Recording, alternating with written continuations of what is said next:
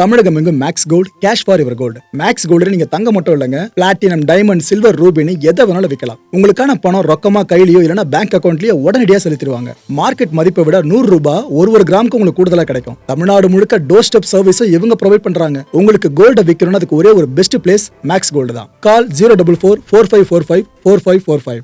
வணக்கம். Big topic with Karthik Mayakumar. நம்ம சட்டப்பேரவைக்குள்ள என்னென்ன நடந்திருக்கு தெரியுமா மக்களே? ஒவ்வொருத்தர் பேசியிருக்க வார்த்தைகள் இருக்கு. இது எல்லாத்தை பற்றி தான் முழுக்க பார்க்க போகிற நிகழ்ச்சியில் போகலாம்.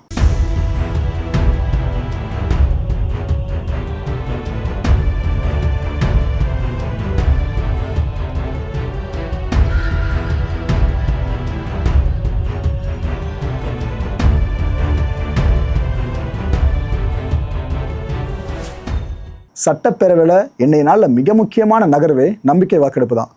இதுக்கான ப்ரொசீஜர் இருக்குது பாருங்க. அதாவது தன் அரசு மீதான நம்பிக்கை வாக்கெடுப்பு. இதை அந்த அரசோட தலைமையை யார் இருக்காங்களோ அவங்க தானே முன்மொழியணும். சட்டப்பேரவையில் அந்த தீர்மானத்தை முதலமைச்சர் விஜய் அவர்கள் முன்மொழிஞ்சாருங்க. இந்த தீர்மானம் மேலே சட்டப்பேரவை உறுப்பினர்கள்லாம் ஒவ்வொருத்தராக உரைகளை பதிவு பண்ண ஆரம்பித்தாங்க. இதில் காரணங்களோடு ஆதரவு தர்ற விஷயத்த, இந்த கவர்மெண்ட்டுக்கு ஆதரவு தர்ற விஷயத்த கம்யூனிஸ்ட் தோழர்கள், விசிகா, அப்புறம் ஐயுஎம்எல் எல்லாரும் சொன்னாங்க. காங்கிரஸும் தெளிவாக தன் நிலைப்பாடு அறிவிச்சிட்டாங்க, தாவேக்காக்கு ஆதரவுன்னு சொல்லிட்டு. காமராஜ் அவர்கள் மன்னார்குடி அமமுக எம்எல்ஏ கட்சியிலேருந்து தூக்கிட்டாங்க. அவரை இப்போ தெரிஞ்சிருக்குன்னு நினைக்கிறேன். இவர் சட்டப்பேரவையிலேயே தன்னோட கூக்குரலை பதிவு பண்ண ஆரம்பிச்சிட்டாருங்க. பார்த்தீங்கன்னா இது போல் நடந்துச்சுங்க அடுத்துங்கன்ற மாதிரி அவர் அங்கேயே பதிவு பண்ண ஆரம்பிச்சிட்டாரு. என்ன சொல்லியிருந்தாரு? தாவேக்கா கவர்மெண்ட்டுக்கு நான் நேற்றுக்கு ஆதரவு கொடுத்தேன், இன்னைக்கு ஆதரவு கொடுத்துக்கிட்டு இருக்கேன், நாளைக்கும் ஆதரவு கொடுப்பேன். இதனால் என்னை கட்சியிலேருந்து நீக்கிட்டாங்க பார்த்தீங்களா அப்படின்னு இருக்காரு. தமிழ்நாட்டையே காப்பாற்ற போகிற முதலமைச்சர் என்னையும் காப்பாற்ற மாட்டாரா என்ன அப்படின்னு ஒரு வீடியோ அங்கே போட்டு விட்டாப்ல. இந்த பூவுலகத்தில் அரசியலை நாடி செல்பவர்கள் ஆயிரம் பேர்.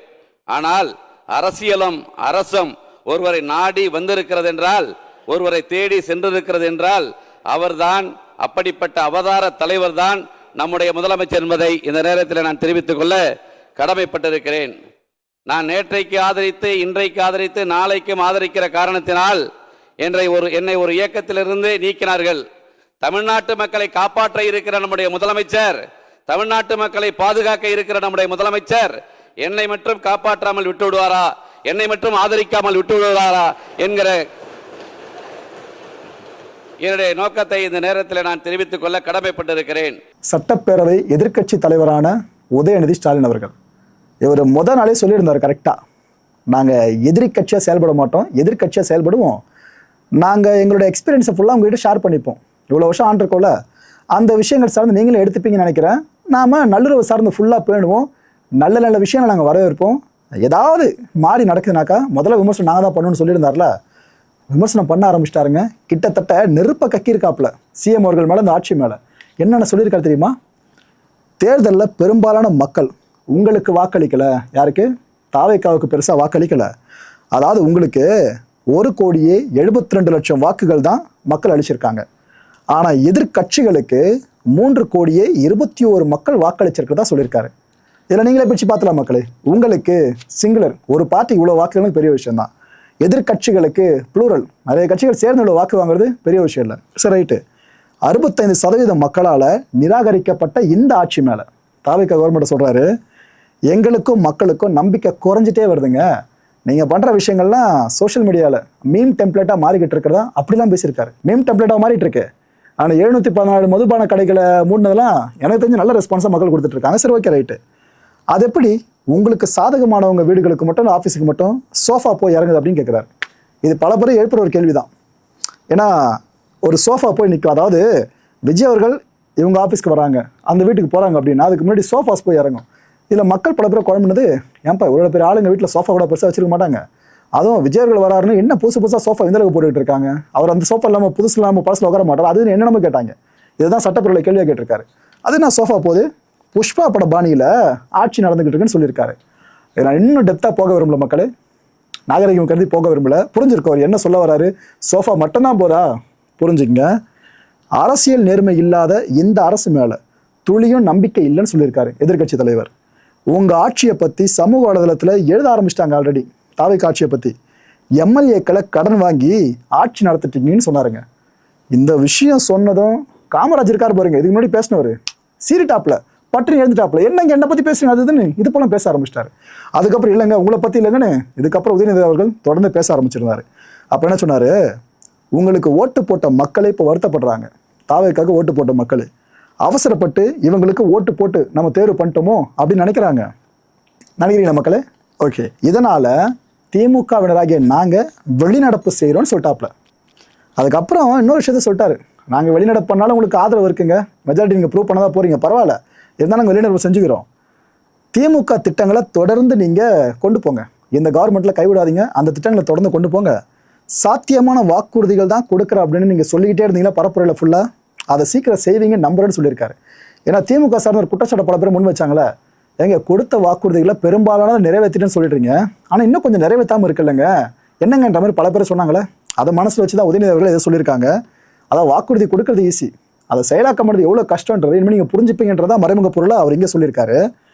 இன்ஸ்டாகிராம்ல ரீல்ஸ் ஆட்சியா இல்லாம ரியல் ஆட்சியை நடத்துங்க அப்படின்னு பேசியிருக்காரு. நடந்து முடிஞ்ச சட்டமன்ற தேர்தலில் பதிவான வாக்குகள் சுமார் 4,93,25,000 வாக்காளர்கள் வாக்களிச்சிருக்கிறாங்க. தற்போதைய ஆளுங்கட்சிக்கு வாக்களிச்சவங்களுடைய எண்ணிக்கை எவ்வளவு தெரியுமா? 1,72,26,000 தான். மீதம் இருக்கக்கூடிய சுமார் 3,21,00,000 பேரும் நம்பிக்கை கோருகின்ற இந்த கட்சிக்கு, உங்க கட்சிக்கு எதிராக வாக்களிச்சிருக்கிறாங்க என்பதை நீங்க புரிஞ்சுக்கணும். அதாவது கிட்டத்தட்ட 65% மக்களால நிராகரிக்கப்பட்ட ஒரு ஆட்சி மேல எங்களுக்கு மட்டும் இல்ல, உங்களுக்கு வாக்களிச்ச மக்களுக்கே கொஞ்சம் கொஞ்சமா நம்பிக்கை குறைஞ்சிட்டு வருது. அடுத்து மிக முக்கியமான ஒண்ணு நம்பர்ஸ், மெஜாரிட்டிக்கான நம்பர்ஸ். நம்முடைய சட்டமன்றம் 234 உறுப்பினர்களை கொண்டது. மேஜிக்கல் நம்பர்னு சொல்லுவாங்க. 118 உறுப்பினர்களை கொண்ட ஒரு கட்சியோ ஒரு கூட்டணியோ தான் ஆட்சிக்கு வர முடியும். இப்ப நம்பிக்கை கோருகின்ற இந்த கட்சிக்கு, உங்க கட்சிக்கு அந்த நம்பர்ஸ் இருக்கான்னு கேட்டா இல்ல. 108 இடங்கள் தான் இருக்கு. அதுவும் அந்த கட்சியினுடைய தலைவர் மாண்புமிகு முதலமைச்சர் அவர்கள் தன்னுடைய வெற்றி குறித்த நம்பிக்கை இல்லாத காரணத்தினால 2 இடங்கள்ல போட்டி போட்டு அதுல ஒரு இடத்த இன்னைக்கு ராஜினாமாவும் செஞ்சிருக்கிறார். இன்னும் அந்த தொகுதி மக்களை சந்திச்சு, நேரில் சந்திச்சோ இல்ல ஒரு அறிக்கை மூலமாகவோ ஒரு நன்றியை கூட இன்னும் தெரிவிக்கல. அது மட்டும் இல்ல, நேத்து உயர்நீதிமன்றம் அளிச்ச தீர்ப்புல ஆளுங்கட்சியை சேர்ந்த திருப்பத்தூர் சட்டமன்ற தொகுதியினுடைய மாண்புமிகு உறுப்பினர் வாக்கெடுப்புல கலந்து கொள்ள கூடாதுன்னு நீதிமன்றத்துல சொல்லியிருக்கிறாங்க. அதனால இப்ப ஆளுங்கட்சிக்கு வெறும் 106 இடங்கள் தான் இருக்கு. ஆனாலும் தேர்தல்ல தனக்கு எதிராக எங்க தலைவர் அமைச்ச கூட்டணியில போட்டியிட்ட கட்சிகளை எல்லாம் இன்னைக்கு சேர்த்துக்கிட்டு பெரும்பான்மைக்கான கடிதத்தை ஆளுநருக்கு கொடுத்து இன்னைக்கு இந்த ஆட்சி அமைக்கப்பட்டிருக்கு. இந்த ஆட்சிக்கு இன்னைக்கு ஆதரவு தெரிவிச்சிருக்கக்கூடிய இந்திய கம்யூனிஸ்ட் கட்சி, மார்க்சிஸ்ட் கம்யூனிஸ்ட் கட்சி, இந்திய யூனியன் முஸ்லீம் லீக், விடுதலை சிறுத்தைகள் கட்சிகளை சேர்ந்த மதிப்பிற்குரிய தலைவர்கள் எல்லாம் சொன்ன காரணம், இந்த ஆட்சியை நாங்க சப்போர்ட் பண்றோம் அப்படின்னு அவங்க சொன்ன காரணம், குடியரசுத் தலைவர் ஆட்சி அமைஞ்சிடக்கூடாது என்ற எண்ணத்துல உங்களுக்கு வெளியில இருந்து ஆதரவு தரோம் அப்படின்னு தெளிவா சொல்லியிருக்கிறாங்க. அதே நேரத்தில் இன்னொன்னு சொன்னாங்க, இப்பவும் அவங்க எங்க தலைவர் தலைமையிலான திராவிட முன்னேற்ற கழக கூட்டணியில தான் தொடருவோம்னு சொல்லியிருக்கிறாங்க. உங்களுக்கு ஆதரவு கொடுக்கும் போது அவங்க சொன்ன இன்னொரு காரணமும் இருக்கு, அதையும் நம்ம ஞாபகம் வச்சுக்கணும். மதச்சார்பற்ற ஆட்சி அமையணும்னு சொன்னாங்க. ஆனா இப்ப இங்க என்ன நடந்திருக்கு? உங்க கொள்கை எதிரின்னு சொன்ன பாஜக தலைமையிலான என்டிஏ கூட்டணியில போட்டியிட்ட ஒரு சட்டமன்ற உறுப்பினரை அந்த கட்சி தலைவருக்கே தெரியாம, அந்த கட்சி தலைவருக்கு தெரியாம திருட்டுத்தனமாக இந்த ஆட்சிக்கு ஆதரவு தர வச்சிருந்தீங்க. இப்ப நான் சொல்றது ரொம்ப டீசென்டான வெர்ஷன். அந்த திருட்டுத்தனமான வார்த்தையை மட்டும் நிக்கிறேன். அந்த கட்சி தலைவருக்கே தெரியாம இந்த ஆட்சிக்கு ஆதரவு தர வச்சீங்க. இப்ப நான் சொல்றதுலாம் ரொம்ப டீசென்டான வெர்ஷன். அந்த கட்சி தலைவர் உட்காருங்க. உங்களை சொல்ல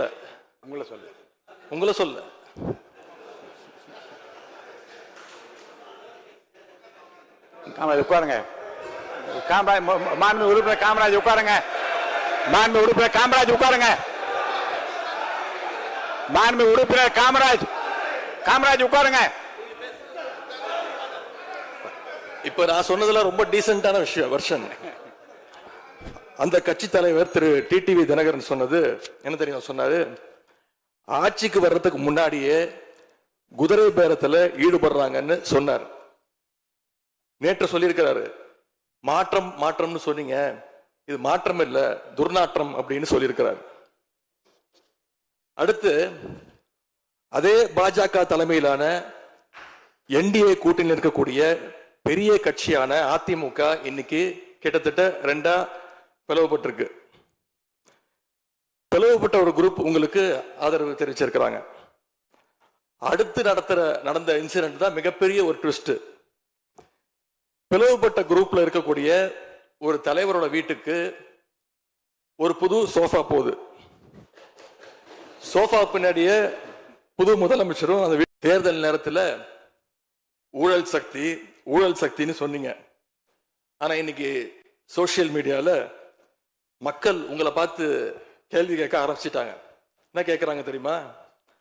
அந்த ஊழல் சக்தியோடு சேர்ந்து இருக்கக்கூடிய ஆளுங்கட்சிய இப்ப என்ன சக்தின்னு கூப்பிட போறாங்க. கிளீன் கவர்மெண்ட் சொன்னாங்க. இதுதான் உங்க கிளீன் கவர்மெண்ட்டுடைய லட்சணமானு மக்கள் கேட்க ஆரம்பிச்சிட்டாங்க. இப்படி நீங்க கூவத்தூரையும் மிஞ்சுற அளவுக்கு அடிக்கிற கூத்த பார்க்கும் போது இந்த அரசு எத்தனை நாளைக்கு நீடிக்க போகுதுன்னு மக்களுக்கு அந்த சந்தேகம் வர ஆரம்பிச்சிருச்சு. முதல் கோணலே முற்றிலும் கோணல்ன்ற மாதிரி உங்க நடவடிக்கை எல்லாமே இன்னைக்கு நடந்துகிட்டு இருக்கு. இப்படி எம்எல்ஏக்களை எல்லாம் கடன் பெற்று ஆட்சி நடத்துகின்ற முதலமைச்சர் தான் அளித்துள்ள போலி வாக்குறுதிகளை நிறைவேற்ற முடியாதுன்னு தெரிஞ்ச உடனே முந்தைய அரசு, அதாவது எங்களுடைய அரசு, வளர்ச்சிக்காக பெற்ற கடன் குறித்து தவறான கருத்துக்களை தந்து மக்களை இன்னைக்கு திசை திருப்ப முயற்சி செஞ்சு கொண்டிருக்கிறார். பெரும்பான்மையும் இல்லாத, அரசியல்ல அடிப்படை நேர்மையும் அல்லாத இந்த அரசு நல்லாட்சி தரும், தமிழ்நாட்டு மக்களுடைய உரிமைகளுக்காக போராடும்னு மக்களுக்கு துளியும் நம்பிக்கை இல்லை. முக்கியமான ஒரு விஷயத்தை இங்க நான் பதிய வைக்க விரும்புகிறேன். உங்களுக்கு ஓட்டு போட்ட மக்களே நடக்கிறதெல்லாம் பார்த்துட்டு ஒரு பெரிய தப்பை பண்ணிட்டோமோன்னு இன்னைக்கு வருத்தப்பட ஆரம்பிச்சிட்டாங்க. மக்களுடைய அந்த உணர்வை வெளிப்படுத்தும் விதமா இந்த ஓட்டெடுப்பில் கலந்துக்காம திராவிட முன்னேற்ற கழக உடன்பிறப்புகள் உறுப்பினர்கள் நாங்க வெளிநடப்பு செய்ய போறோம். நாங்க வெளிநடப்பு செஞ்சாலும் அதனால பேரவையுடைய எண்ணிக்கை அளவு குறைஞ்சு நீங்க நிச்சயம் இந்த வாக்கெடுப்புல வெற்றி பெறதான் போறீங்க. அப்படி வெற்றி பெற்ற பிறகாவது மக்களுடைய நம்பிக்கையை காப்பாற்றுற மாதிரி உங்களுடைய பணிகள் இருக்கணும், உழைங்க. எங்க தலைவர் திரு முத்துவேல் கருணாநிதி ஸ்டாலின் அவர்கள் கடந்த 5 வருஷமா ஒவ்வொரு குடும்பத்துக்கும் பார்த்து திட்டங்களை நிறைவேற்றி கொடுத்தார். அந்த திட்டங்களை எல்லாம் நீங்க தொடரணும். தயவு செஞ்சு அதில் அரசியல் செய்ய வேணாம். எதிர்க்கட்சி தலைவர் உதயநிதி அவர்கள் இதெல்லாம் பேசி முடிச்சிட்டாரா? பேசி முடிச்ச உடனே ஆனால் இபிஎஸ் அவர்கள் கடுப்பாக எழுந்துட்டாருங்க. எழுந்து நின்று அவருக்கு விளக்கம் கொடுக்க ஆரம்பிச்சிட்டாரு. ஏங்க எல்லாரும் ஓட்டு போட்டு தான் நான் சிஎம் ஆனேன், மற்றபடி எது கூவத்தூர் பற்றிலாம் பேசுறாரு அப்படின்னு ட்ரிகர் ஆகிட்டாப்ல. ஏன்னா உதயநிதி அவர்கள் பேசும்போது பேச்சுவாக்கில் ஃப்ளோவில் கூவத்தூர் சார்ந்த ஒரு விஷயத்த சொல்லிட்டாப்ல. அதில் இபிஎஸ் அண்ணன் பயங்கர ட்ரிகர் ஆகிட்டாரு. இது வரைக்கும் நான் சொன்னது இன்ட்ரெஸ்டிங்காக இருந்திருக்கும். இதே எதிர்க்கட்சி தலைவரோட குரல்லையே நீங்கள் கேளுங்க, உங்களுக்கே ரைட்டு அரசியல் ஆட்ட சூடு பிடிக்க ஆரம்பிச்சிருச்சுன்னு உங்களுக்கே புரிஞ்சிடும். மாண்புமிகு பேரவைத் தலைவர்களே, மாண்புமிகு எதிர்க்கட்சி தலைவர் குறிப்பிட்ட பொழுது கூவத்தூரை குறிப்பிட்டு சொன்னார்கள். கூவத்தூரில் இருந்துள்ள அத்தனை பேரும் அனைத்து இந்திய அண்ணா திராவிட முன்னேற்ற கழக உறுப்பினர்கள். நான் முதலமைச்சராக தேர்வு செய்யப்பட்ட பிறகு நம்பிக்கை கோரும் தீர்மானம் சட்டமன்றத்தில் வருகின்ற பொழுது 122 பேரும் அனைத்து இந்திய அண்ணா திராவிட முன்னேற்ற கழக உறுப்பினர்கள் வாக்களித்துத்தான் நான் முதலமைச்சர் ஆனேன் என்பதை பதிவு செய்துள்ளேன். எடப்பாடி கே பழனிசாமி அவர்கள் இவங்க என்னென்ன சொன்னாங்கன்னா, அதிமுகவில் சில கருத்து வேறுபாடுகள் நிலவரது என்னமோ உண்மைதான், ஆனால் இந்த சூழல்ல ஒரு தரப்பினர் மட்டும் முதலமைச்சரை போய் சந்திச்சாங்களே, இது எந்த வகையில் இங்கே நியாயம் அப்படின்னு கேட்குறாரு. முதலமைச்சர் வச்சுக்கிட்டு தான் இந்த கேள்வியை கேட்குறாரு. தவறான முன்னுதாரணமாக மாறிடக்கூடாதுல்ல அப்படின்னு இருக்காரு. அண்ணன் இன்னும் ஆதங்கப்பட்டிருந்தாரு. அதே இப்போ பாருங்களேன். அனைத்து இந்திய அண்ணா திராவிட முன்னேற்ற கழகத்தை பொறுத்த வரைக்கும் பொன்மனச்செம்மல் புரட்சித் தலைவர் எம்ஜிஆர் காலத்திலும் சரி, மாண்பு அம்மா காலத்திலும் சரி, தாங்கள் சட்டமன்ற உறுப்பினராக இருந்து பணியாற்றியிருக்கின்றீர்கள். ஆகவே இருவரும் தலைவர்களை நாங்கள் குறிப்பிட்டுத்தான் மக்களை சந்தித்து ஆதரவு திரட்டி அதன் மூலமாக தமிழகத்திலே 47 சட்டமன்ற உறுப்பினர்கள் நாங்கள் வெற்றி பெற்றிருக்கின்றோம். அனைத்து இந்திய அண்ணா திராவிட முன்னேற்ற கழகத்தினுடைய பொதுச் செயலாளராக நான் தேர்ந்தெடுக்கப்பட்டு பணியாற்றி கொண்டிருக்கின்றேன். அப்படி இருக்கின்ற பொழுது சில கருத்து வேறுபாடுகள் கட்சியிலே வருவது எல்லா இயல்பு, எல்லா கட்சியிலும் வருகின்றது. அப்படி வருகின்ற அந்த சூழ்நிலையிலே ஒரு தரப்புக்கு முதலமைச்சர் அவர்கள் ஆதரவு தெரிவிக்கிறது எந்த விதத்தில் நியாயம் என்று எனக்கு தெரியவில்லை. ஒரு முன்னுதாரணமாக இருந்துவிடக்கூடாது என்பதற்கு தான் முதலமைச்சருடைய கவனத்திற்கு நான் கொண்டு வருகின்றேன். பிரேமலதா அவர்கள் இவங்க என்னென்ன சொன்னாங்கன்னா, விஜய் அவர்கள் வீட்டுக்கு முகத்தை மூடிட்டு யாரோ வந்தாங்களே, யார் அது, வெளிப்படையாக இருப்பேன் அப்படின்னு விஜய் அவர்கள் சொன்னார்ல, போராடலாம் சொல்லிக்கிட்டு இருக்காருல, அது சார் நீங்கள் ஒரு விளக்கம் கொடுக்கணுங்க, முதலமைச்சர் அதுக்கான விளக்கத்தை கொடுக்கணும், யார் அவருன்னு தெரிஞ்சாங்கன்னு சொல்லியிருக்காங்க. உங்கள் ராஜகுருவாக இருந்தால் பர்சனலாக வச்சுக்கோங்க அப்படின்ட்டு இந்த ஜோதிடர் சார்ந்த கான்ஃப்ளிக்ட் பெருசாக போச்சுல, அதையும் டச் பண்ணி பேசியிருந்தாங்க.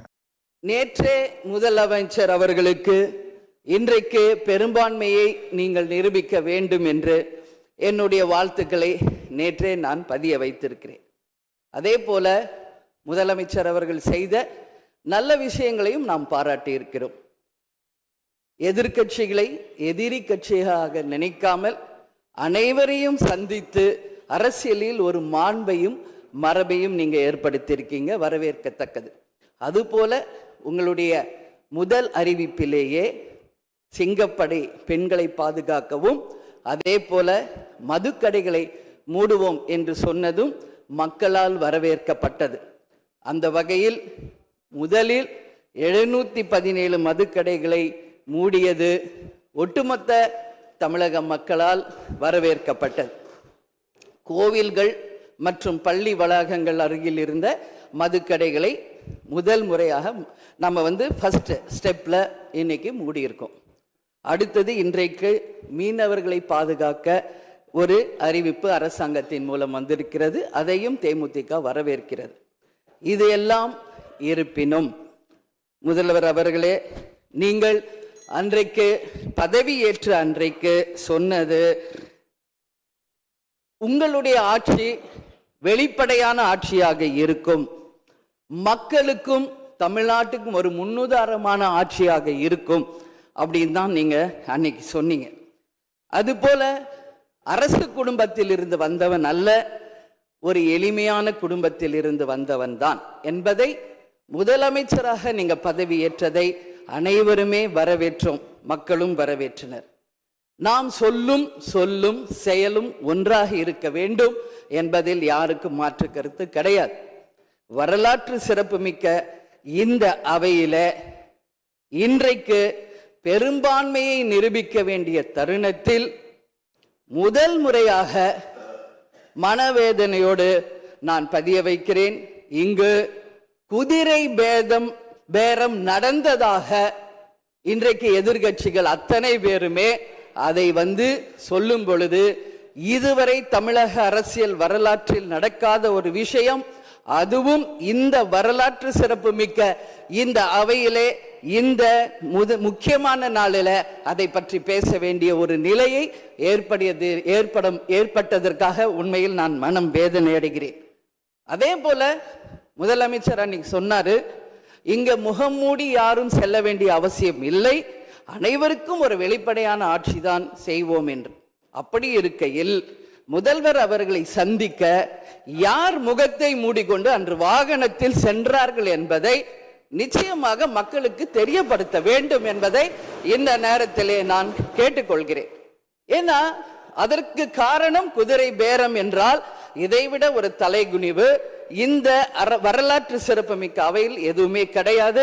நிச்சயம் முதல்வர் அதற்கு பதில் சொல்வார் என்று நான் எதிர்பார்க்கிறேன். அதே போல அரசு குடும்பத்தில் இருந்து நான் வந்தவன் இல்லை என்று முதல்வர் சொல்லும் பொழுது வரவேற்றார்கள் அனைவரும்.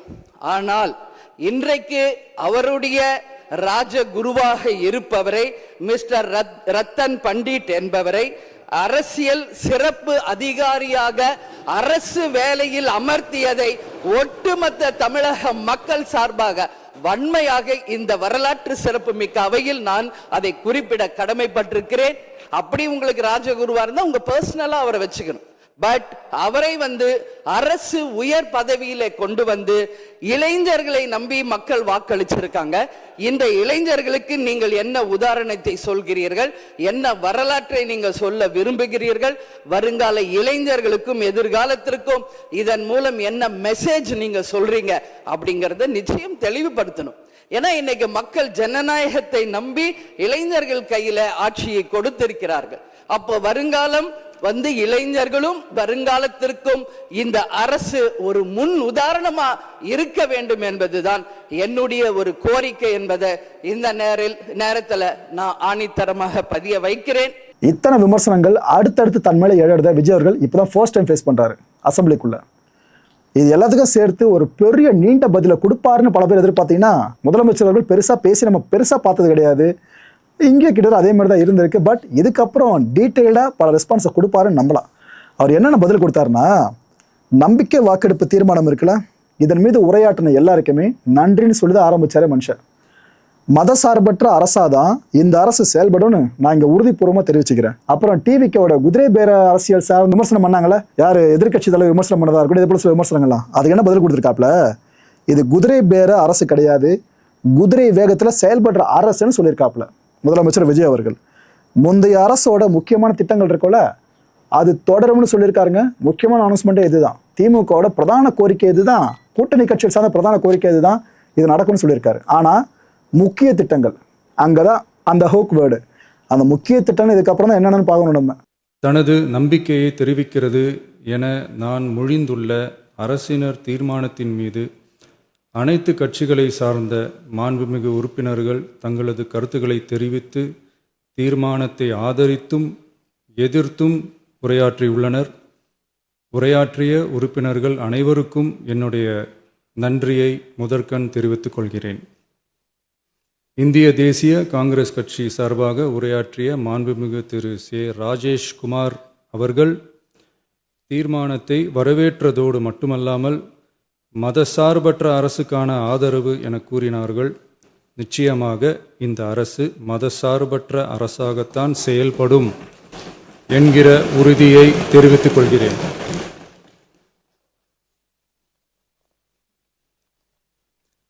அடுத்து உரையாற்றிய இந்திய கம்யூனிஸ்ட் கட்சி மார்க்சிஸ்ட் கட்சி சார்பாக உரையாற்றிய திரு ஆர் செல்லசுவாமி அவர்கள் இந்த தீர்மானத்தை வரவேற்று முழுமையான ஆதரவு தெரிவித்துள்ளார்கள்.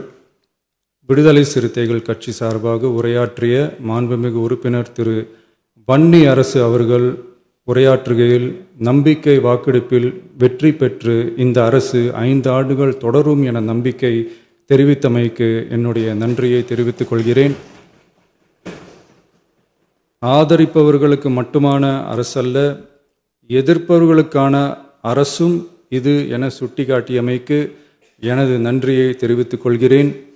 முந்தைய அரசுகளால் கொண்டு வரப்பட்ட முக்கிய மக்கள் நலத்திட்டங்கள் தொடரும் என்ற உறுதியை தெரிவித்துக் கொள்கிறேன்.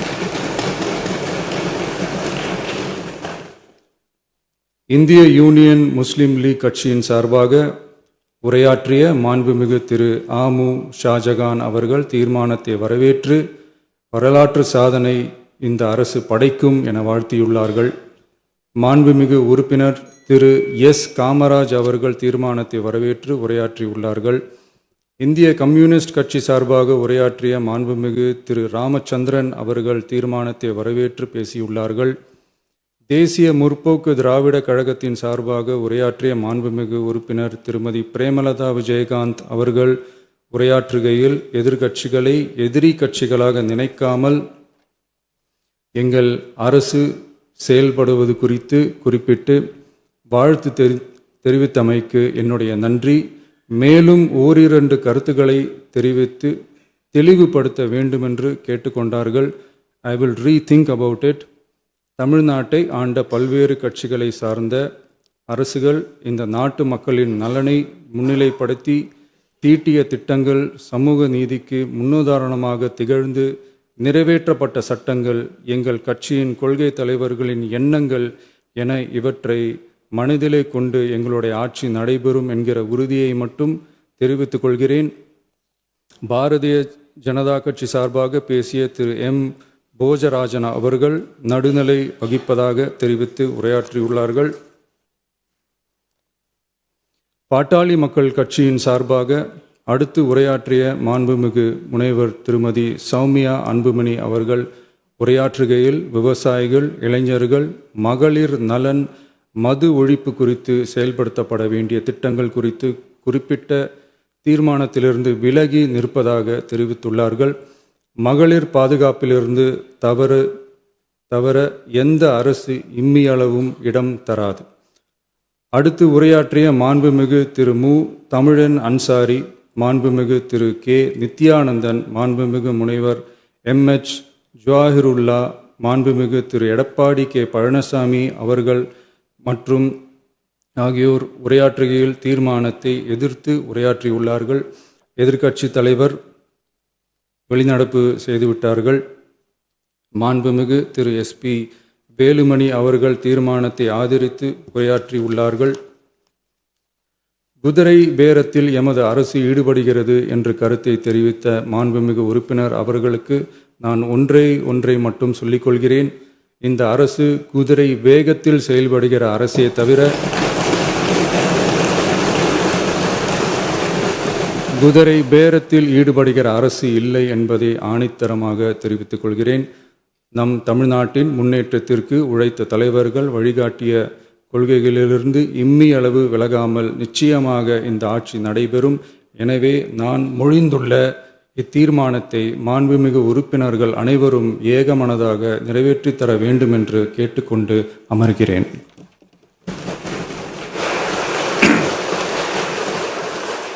இதெல்லாம் தாண்டி நம்பிக்கை வாக்கெடுப்புல தாவைக்கு ஆட்சி தப்பிச்சிருச்சா? மக்களை இந்த கான்டென்ட்டை பொறுத்த வரைக்கும் மனசு ஒரு வினா இருக்கு. முடிஞ்சதுக்கான பதில்களை கீழே கமெண்ட் செக்ஷனில் கமெண்ட் லீவ் பண்ணுங்க. எதிர்க்கட்சி தலைவர் உதயநிதி ஸ்டாலின் அவர்கள் சொன்ன அந்த சோஃபா மேட்டர் இருக்குல்ல, அது ஆக்சுவலாக என்னவா இருக்கும் நீங்க நினைக்கிறீங்க?